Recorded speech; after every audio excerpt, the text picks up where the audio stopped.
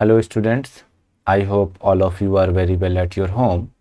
In previous lecture we have completed two questions of exercise 3.7. As you know 3.7 is an optional exercise and the question is little bit high order thinking. Okay, today we will try to do some more part of this exercise. So let's see.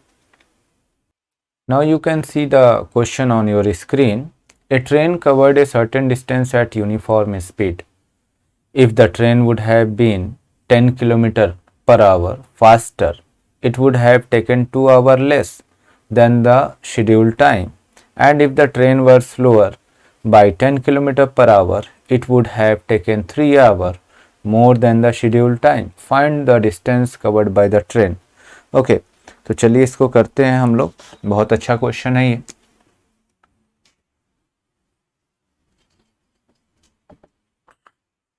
ध्यान दीजिए, सबसे पहली चीज क्या पता करना है.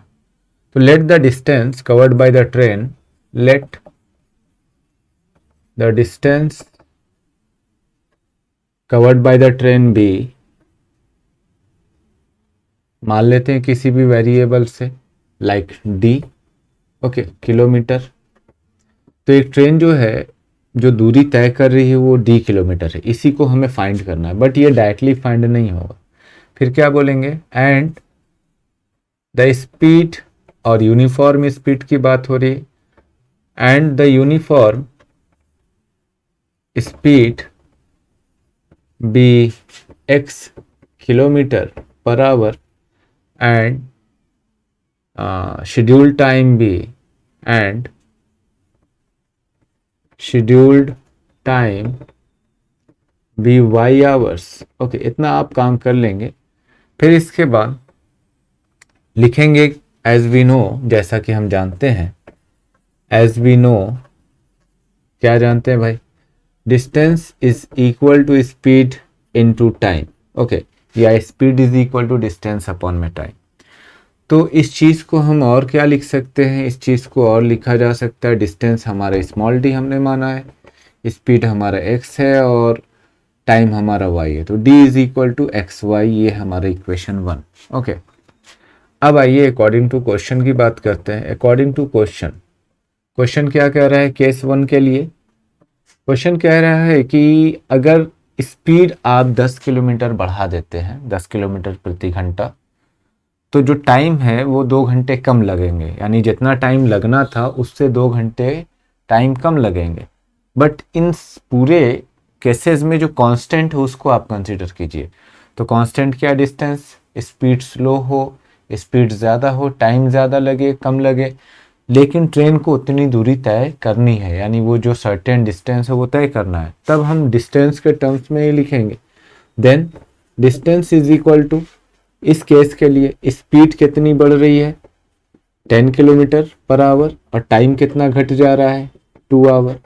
Okay, तो यहाँ से हम लोगों ने जो है कि फिर इसको, इस डी को हम इक्वेशन 1 में रखेंगे, या एक स्टेप और एक्सपेंड करके. So D is equal to x y minus 2x plus 10y minus 20. Okay, तो आप इसे कंपेयर कर लीजिए. आप बोल सकते हैं इसको भी एक इक्वेशन, या जस्ट लिखेंगे putting the value of d in equation 1. d की वैल्यू जो है 1 में पुट कर दीजिए. तो d की जगह 1 ये वैल्यू आप रख देंगे. सो क्या हो जाएगा, x y minus 2x plus 10y minus 20 is equal to x y. Okay, x y से एक्स वाई कैंसिल, क्या बचा, minus 2x plus 10y is equal to 20. Okay, तो माइनस 20 था तो उधर चला गया, 20 हो गया. बात समझ में आ रही है. तो ये आपका इक्वेशन 2. अभी जाकर इक्वेशन 2 आपको मिला. फिर केस 2 की बात कर लेते हैं. केस 2 क्या कह रहा है, अगर स्पीड को 10 किलोमीटर प्रति घंटा घटा दोगे तो टाइम 3 घंटे ज़्यादा लगेंगे. तो अगेन केस 2 में d इज इक्वल टू, हमने क्या किया, 10 किलोमीटर प्रति घंटा घटा दिया, तो टाइम अब बढ़कर 3 घंटे और ज़्यादा लग रहे हैं. ठीक है, then d is equal to, ये क्या हो जाएगा, x y plus 3x minus 10y minus 30। Okay, अब इसको वापस से आप इक्वेशन 1 में रखेंगे यूजिंग इक्वेशन 1 को यूज कर लेंगे, तो d की जगह ये सारी वैल्यू रख देंगे। So x y plus 3x minus 10y minus 30 is equal to x y. Okay, इस एक्स वाई से ये एक्स वाई गया, so 3x minus 10y is equal to 30 से इक्वेशन 2, सॉरी ये 3 हो जाएगा ना, इक्वेशन 3, और ये आपका 2 तो था ही। अब इक्वेशन 2 और 3 को सिंप्लीफाई करते हैं, एक में प्लस 10y एक में माइनस 10y ऐड कर देते हैं दोनों इक्वेशन को। लिखेंगे एडिंग इक्वेशन 2 एंड 3। ओके, 2 और 3 को ऐड कर दीजिए, तो minus 2x plus 10y is equal to 20 और 3x minus 10y is equal to 30। ये गया, यहाँ बचा x is equal to 50 kilometre per hour. x क्या आ गया, 50 आ गया।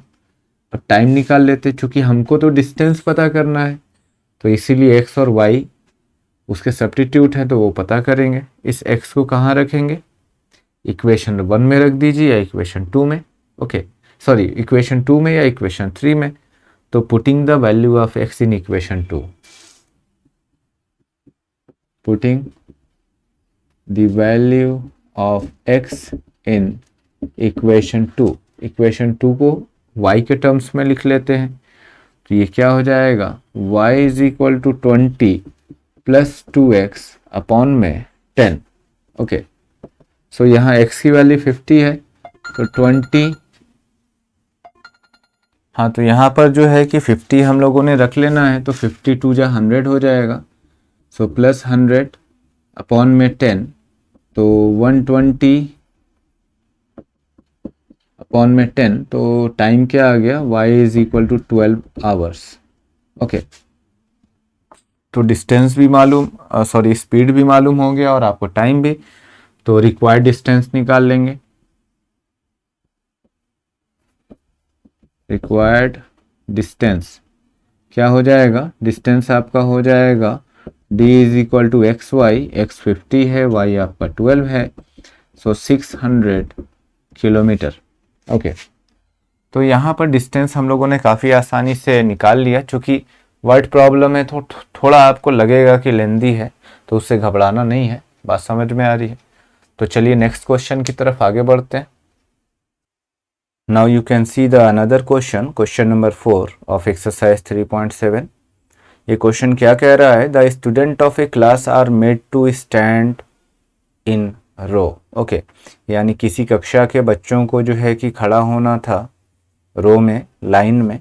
If 3 student are extra in a row, अगर किसी एक रो में 3 बच्चे ज़्यादा हैं, there would be 1 row less, तो जो जितने रो होने चाहिए उससे रो एक कम है। Okay, if 3 student are less in a row, अगर किसी रो में 3 बच्चे कम हैं, there would be 2 row more. Okay, तो 2 जो है कि रो होने चाहिए ज़्यादा। Find the number of student in a class. तो ये बहुत अच्छा क्वेश्चन है, और ये जो है कि आप देख सकते हैं प्रीवियस वाला जो क्वेश्चन हम लोगों ने किया कुछ वैसा ही मिलता जुलता है। तो आइए इसको करते हैं। तो इसको किस तरीके से करेंगे हम लोग, समझिए।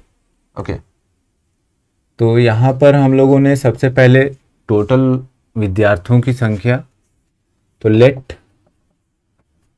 Total number of student, total number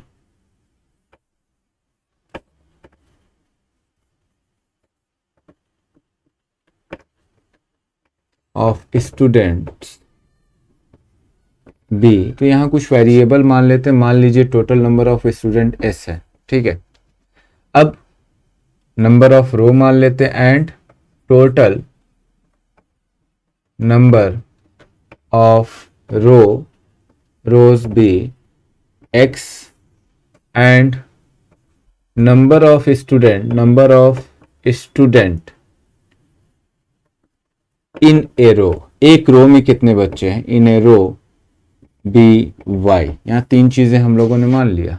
देखो बहुत सिंपल सी बात है, कि अगर मान लो ये रो है 1 2 3 4, ओके, और हर रो में मैंने यहाँ पर 3 बच्चे जो है एक एक रो में लगा दिए, तो आपसे पूछा जाए टोटल नंबर ऑफ स्टूडेंट कितने होंगे, तो सिंपल सी बात है, ये एक टाइप का रेक्टेंगुलर शेप बनेगा ये पूरा जो डायग्राम है।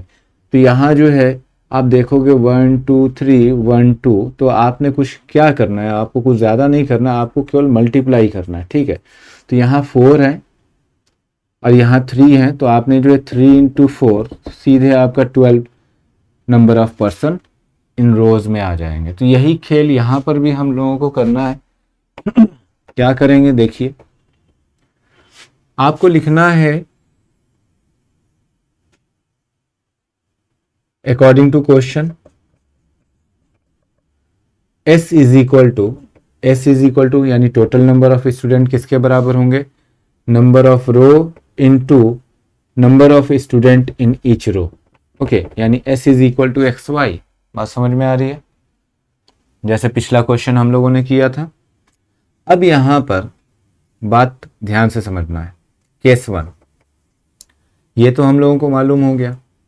अब चूंकि नंबर ऑफ स्टूडेंट जो है वो सेम रहने वाले हैं, बात समझ में आ रही, नंबर ऑफ स्टूडेंट जैसे पिछले क्वेश्चन में जो डिस्टेंस था वो कांस्टेंट था, तो यहाँ नंबर ऑफ स्टूडेंट भी कांस्टेंट है, बस उनका अरेंजमेंट जो है बदलेगा, ठीक है। अब क्या बदल रहा है अरेंजमेंट समझेंगे हम लोग। इफ 3 स्टूडेंट आर एक्स्ट्रा इन रो, एक रो में अगर 3 बच्चे ज्यादा हो जाते हैं, there would be 1 row less, ठीक है। तो या इसको ऐसे समझ ले, अगर एक रो घट जाए, तो हमने एक रो घटा दिया, तो एक रो में जो बच्चे हैं उनकी तादाद कितनी बढ़ जाएगी, 3, ओके। तो सेम प्रोसीजर पिछले वाले क्वेश्चन की तरह, तो ये क्या हो जाएगा, so S is equal to XY plus 3x minus y minus 3, और वापस से इसको इक्वेशन 1 हम लोग बोल लेंगे और इसको जो है 2 मान लेते हैं, नाम देते चले तो अच्छा है, नहीं तो कंफ्यूजन होता है। तो फ्रॉम 1 एंड 2 शॉर्ट में लिखने के लिए, ठीक है, फ्रॉम 1 एंड 2 क्या मिलेगा आपको, XY plus 3x minus y minus 3 is equal to XY। Compare कर लेंगे, SS रिप्लेस हो जाएगा, XY से XY गया, तो ये 3x minus y is equal to 3, ये इक्वेशन आपका 3, ओके। अब केस 2 की हम लोग बात कर लेते हैं। केस 2 में क्या हो रहा है, केस 2 में हो रहा है if 3 student are less in a row, ठीक है। अब देखो यहाँ पे बात पलट रही है, there would be 1 row less, if 3 student are less in a row there would be 2 more rows, या वुड बी 2 रोज मोर, यानी 2 जो है कि रोज ज्यादा हो जाएंगे, फिर भी बच्चों की संख्या तो सेम है। S इज इक्वल टू 2 रो जब बढ़ रहे हैं, बात समझना, 2 रो जो है हम लोगों ने बढ़ा दिए, तो एक रो में बच्चे घट गए, कितने, 3 बच्चे घट गए, तो इनको समझना है। Then XY minus 3x plus 2y minus 6, okay. और इसको इक्वेशन 4 मान लेते हैं, वापस से 1 एंड 4, फ्रॉम 1 एंड 4 कंपेयर कर लेंगे। So XY minus 3x plus 2y minus 6 is equal to XY से XY गया, ओके। और इसको आप क्या लिख सकते हैं, minus 3x plus 2y is equal to 6। अब आप वापस से जो है देखेंगे, तो यहाँ पर प्लस 3x है, यहाँ माइनस 3x है, 3 और ये इक्वेशन हो गया हमारा 5, ठीक है। इक्वेशन दे देने से बहुत ज़्यादा लिखना नहीं पड़ रहा है, बस लिख देते हैं फ्रॉम 1 2 फ्रॉम 1 4 एक्सेट्रा, तो ये जो है इंडिकेशन सही है। अभी यहाँ इक्वेशन 3 एंड इक्वेशन 5 को हम लोगों ने ऐड कर लेना है, ठीक है।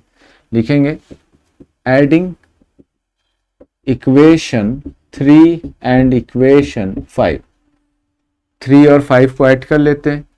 सो 3x minus y is equal to 3, और ये क्या है, minus 3x plus 2y is equal to 6, okay. Add कर लिया, 3x से 3x गया, y इज इक्वल टू 9, यानी एक रो में जो जनरल है वो 9 बच्चे हैं। अब इसके बाद इस y को हम लोगों ने या तो 3 में या 4 5 में जो है सब्स्टिट्यूट करना है, तो यूजिंग 3 या putting the value of y in equation 3 को y x के टर्म्स में लिख लेते हैं, ठीक है। तो x के टर्म में लिखेंगे तो ये क्या हो जाएगा, x is equal to 3 plus y by 3, तो 3 प्लस 9 बाई 3, तो ये हो जाएगा 12 by 3, x is equal to 4। तो कितने रो हो गए, 4। टोटल नंबर ऑफ स्टूडेंट हम निकाल लेते हैं। So total number of students कितने हो जाएंगे भाई, s is equal to x y, यानी रो की संख्या और एक रो में बच्चों की संख्या मल्टीप्लाई कर देंगे 36 स्टूडेंट्स। Okay, 36 student. तो आई होप कि समझ में आया होगा। पिछला क्वेश्चन और ये क्वेश्चन लगभग सेम है। Now one more question we will try to solve. You can see question number 5। In a triangle ABC, यहाँ एंगल्स के बीच में रिलेशन दिया हुआ है। क्या दिया है, angle C is equal to 3 angle B and is equal to 2 angle A plus B, find 3 angles. Okay, तो अच्छा क्वेश्चन है ये, आइए करते हैं।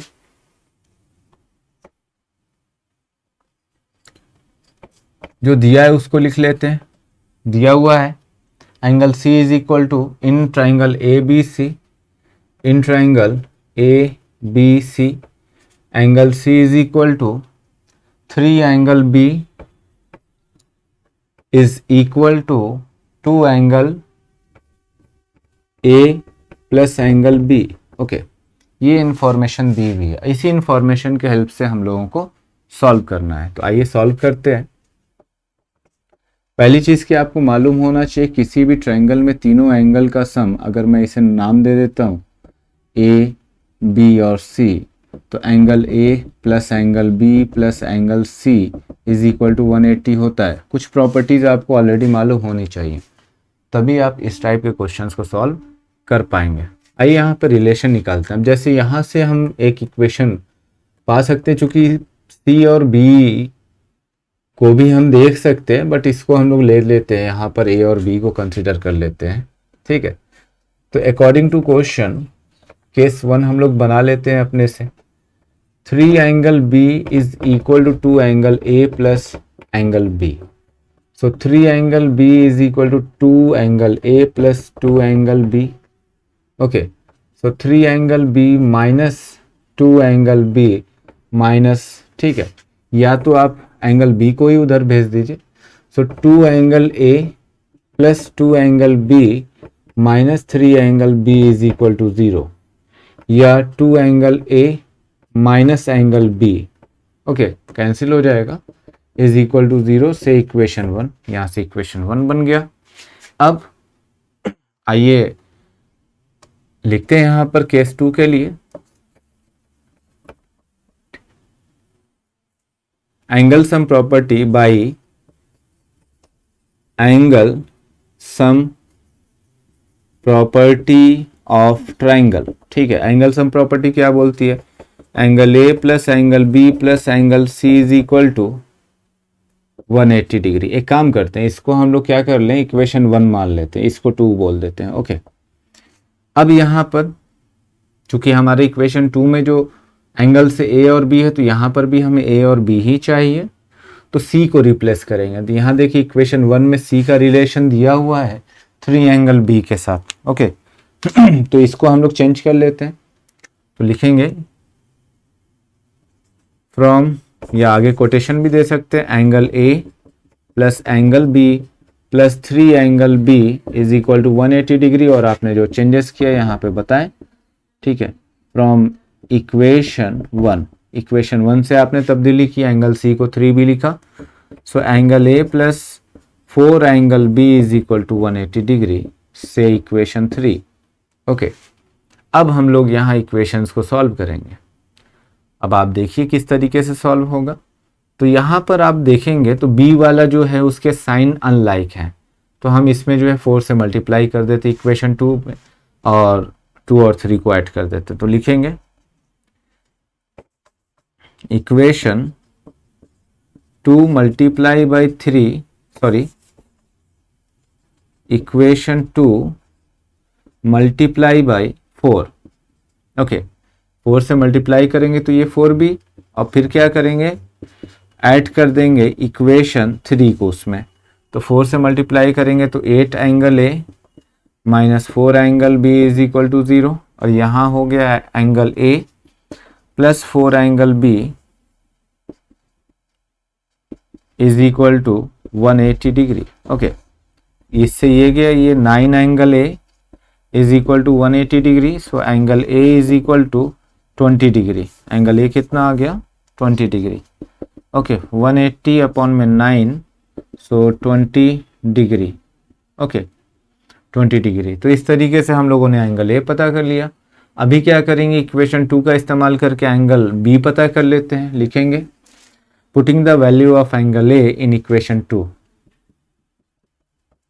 Putting the value of angle A in equation 2। और इक्वेशन 2 से हमें क्या मिलेगा, एंगल बी मिलेगा। So angle B is equal to 2 angle A. Okay, so 2 into 40, sorry, angle A कितना था भाई, 20, सो 2 इंटू 20 आ गया आपका 40 डिग्री। एंगल बी आपका 40 डिग्री। ओके, अभी एंगल सी भी पता करना है। ठीक है, लिखेंगे यूजिंग इक्वेशन 1, इक्वेशन 1 का इस्तेमाल करके हम क्या लिख सकते हैं, angle C is equal to 3 angle B. Okay, और एंगल बी आपने कितना निकाला, 40, so angle C is equal to 3 into 40, 120 degree. तो तीनों एंगल आ गए। Therefore the angles are, angle A is equal to 20 degree, angle B is equal to 40 degree and angle C is equal to 120 degree. तो I hope कि ये question भी आप लोगों को अच्छे से समझ में आ गया होगा। ठीक है, तो बहुत ज़्यादा इश्यूज नहीं है, अगर आप करोगे तो आसानी से सारे क्वेश्चंस को कर सकते हो। अब हम लोग कोशिश करेंगे, जो 2-3 क्वेश्चन बचे हैं इसमें, कल हम लोग इस क्वेश्चंस को कंप्लीट करने की कोशिश करेंगे, और उसके बाद मंडे से ट्राई करेंगे कि नए चैप्टर को शुरू करें। ओके, तब तक के लिए आप लोग जो है अपने जो होमवर्क्स मिले हैं और जो आपकी कॉपी इनकम्प्लीट है उस कॉपी को भी कंप्लीट कर लीजिए, और साथ ही साथ उसका पीडीएफ फॉर्मेट जो है आप मुझे भेजा करें, क्योंकि मैं नहीं देख पाता हूँ। ख़ासतौर पे क्लास 10th ई और 10th एफ के बच्चों से मैं बार बार जो है बोलता हूँ कि भाई अपना वर्क जो है कंप्लीट रखें और साथ में पढ़ते भी रहें।